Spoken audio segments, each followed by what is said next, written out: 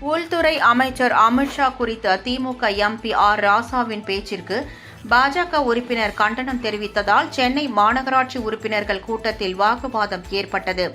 சென்னை மாநகராட்சி உறுப்பினர்கள் கூட்டம் ரிப்பன் மாளிகையில் இன்று நடைபெற்றது. இந்த கூட்டத்திற்கு மேயர் ஆர் பிரியா தலைமை வகித்தார். இதில் திமுக, அதிமுக, பாஜக ஆகிய கட்சிகளைச் சேர்ந்த மாநகராட்சி உறுப்பினர்கள் பங்கேற்றனர்.